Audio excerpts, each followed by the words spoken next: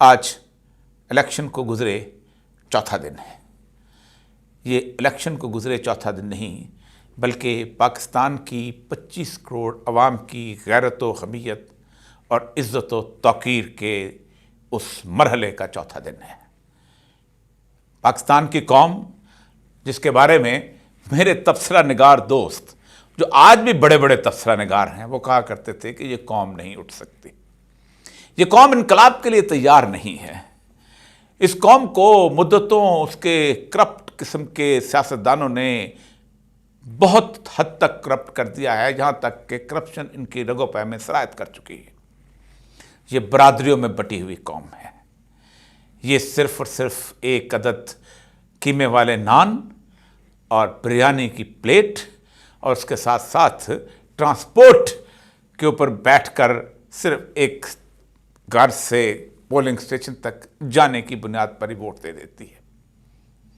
لیکن پاکستان کی اس غیور قوم نے دنیا کی تمام برادری کے اندر یہ ثابت کیا کہ ہم بالکل مختلف قوم ہیں۔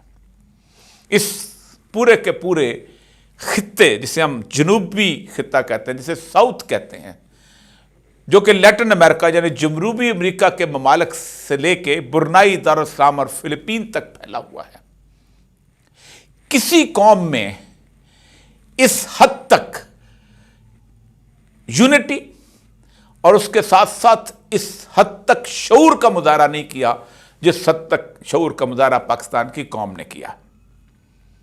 مصر میں ایک ذرا سی حکومت بدلی تھی، وہ تحریر چوک کے وہ سارے کے سارے ولولے سب سے سب غائب ہو گئے اور مرسی جو ہے اس کو قید کر دیا گیا، مقدمے چلے اور بیچارہ اسی قید کے اندر اس دنیا سے رخصت ہو گیا۔ اس کے بعد تمام ممالک جن میں بھی آپ چلتے چلے آئے جو کہ پاکستان کی طرف آتے جاتے ہیں، تو جس کے اندر عراق شامل ہے، جس کے اندر لبنان شامل ہے، جس کے اندر اردن شامل ہے، تمام ممالک شامل ہیں، افریقہ کے سوڈان شامل ہے، مراکش شامل ہے، یمن شامل ہے، صومالیہ شامل ہے، یہاں سے آتے آتے آپ ایران تک آ جائے۔ ایران میں بھی صورتحال یہ ہے کہ وہ جو ان کی رہبری کونسل ہے، وہ جن 3 لوگوں کو منتخب کرتی ہے ان کے علاوہ کوئی شخص جرأت نہیں کر سکتا کہ وہاں پر اس طرح کی صورتحال ہو کہ قوم ایک مضبوط صورتحال کے اندر کھڑی ہو جائے۔ بنگلہ دیش ہمارے ساتھ مدتوں 25 سال انہوں نے گزارے ہیں۔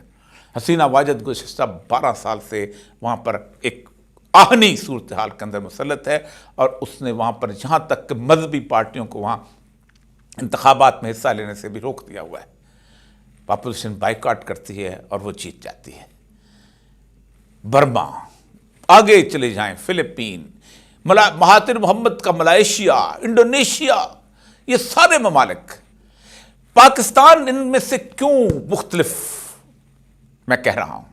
اس کی بنیادی وجہ یہ ہے کہ ان الیکشنوں کے اندر ان تمام ممالک میں شاید کبھی اتنے حربے آزمائے نہ گئے ہوں جتنے حربے اس الیکشن کے اندر آزمائے ہیں۔ تمام تر جتنے بھی ممالک ہیں، جن میں سے آپ برازیل اور چلی کے ممالک کو بھی شامل کر لیں، تو کبھی ایسا نہیں ہوا ہوگا کہ پارٹی لیڈر جیل میں ہو اور اس کو ایسے مقدمات کے اندر سزا سنا دی جائے کہ جن میں لوگ، اگر کسی عام آدمی کو سزا سنائی جاتی تو شاید لوگ اس سے نفرت کرنے لگ جاتے ہیں۔ مثلا سب سے خوفناک مقدمہ جو ہے اس کے گھریلو معاملات کا تھا۔ آپ کو یاد ہوگا کہ اس طرح کے مقدمات یورپ کے اندر اگر یا کسی جگہ پہ بھی اگر پھیلائے جائیں اور اس کی خاندانی زندگی کو تار تار کیا جائے تو ظاہر بات ہے لوگوں کے ہاں اس کا ایک جو تصور ہے وہ کم ہو جاتا ہے۔ اس کے اوپر سائفر کا مقدمہ کیا گیا، اس کے اوپر توشہ خانے کا مقدمہ کیا گیا، چھوٹے چھوٹے مقدمے۔ جس شخص کو ایک قاتلانہ حملے کے اندر باقاعدہ قتل کرنے کی سازش کا، قتل کرنے کا مکمل طور پر منصوبہ اپنی آخری حدوں تک مکمل ہو گیا، اس کے باوجود بھی ریاست نے صبر نہیں کیا، ریاست چلتی رہی اور ریاست نے ان لوگوں کو اس شخص سے محبت کی سزا یہ دی کہ انہوں نے اس شخص سے اس کا بلے کا نشان چھینا، اس کی سیاسی پارٹی چھینی، اور وہ لوگ مکمل طور پر اس سے محبت کرنے والے کروڑوں لوگ جو تھے اس بات سے بھی محروم ہو گئے کہ کیسے، کس طرح اس شخص کے امیدواروں کو ووٹ دے سکتے ہیں۔ نہ ان کو کوئی پرچی پر یہ لکھ کر دینے کے لیے موجود تھا کہ یہ تمہارا ووٹ نمبر ہے، یہ تمہارا پولنگ اسٹیشن ہے، یہاں تم جاؤ گے۔ نہ ان کے پاس کوئی شخص یہ آتا تھا کہ آؤ میں تمہیں اپنی گاڑی میں بٹھا کے پولنگ اسٹیشن لے جاتا ہوں۔ نہ کوئی ایک شخص ایسا موجود تھا کہ جو کہے کہ ہمارا کیمپ وہاں پر لگا ہوا ہے، وہ آپ کو رہنمائی دیں گے۔ یہاں تک کہ جن جن جگہوں پہ وہ لوگ جا کے ووٹ دینے جاتے تھے وہاں ان کو پی ٹی آئی کا بیچ لگایا ہوا کوئی پولنگ ایجنٹ بھی نہیں ملتا تھا۔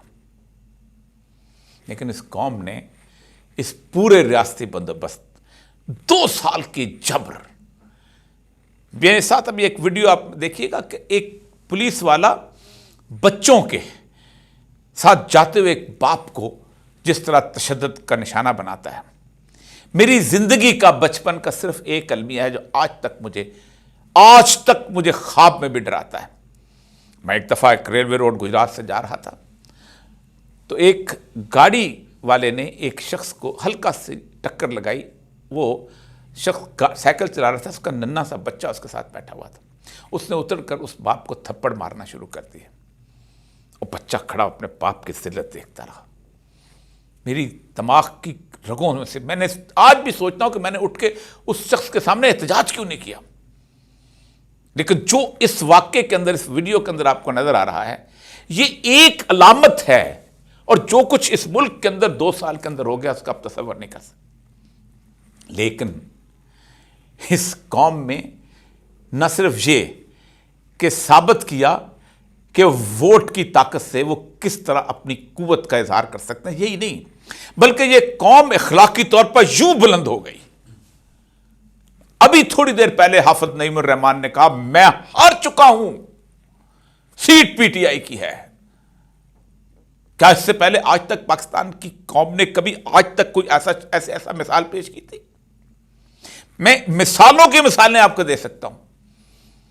وہ لوگ جو عمران خان کا نام لینے سے ہچکچاتے تھے، جو اس کے خلاف تقریریں کیا کرتے تھے، جن کے خلاف عمران خان بھی کیا کرتے تھے، محمود خان تک صحیح، لشکری رئیسانی کون ہے جو کھڑا کھو کے اس نے یہ نہیں کہا کہ ہم ہار گئے تھے، جیتی تو پی ٹی آئی ہے، ندیم افضل چند۔ میں نام گننا شروع کروں تو آپ حیران رہ جائیں گے۔ اس مورل ہائی گراؤنڈ پہ ان کو کون لے کے آیا؟ اس مورل ہائی گراؤنڈ پہ، اس اخلاقی سطح پہ ان کو عمران خان لے کے آیا۔ اور عمران خان اکیلا نہیں، اس کی شخصیت نے اس قوم کو متاثر کیا۔ سراج الحق صاحب نے آج استعفیٰ دے دیا ہے۔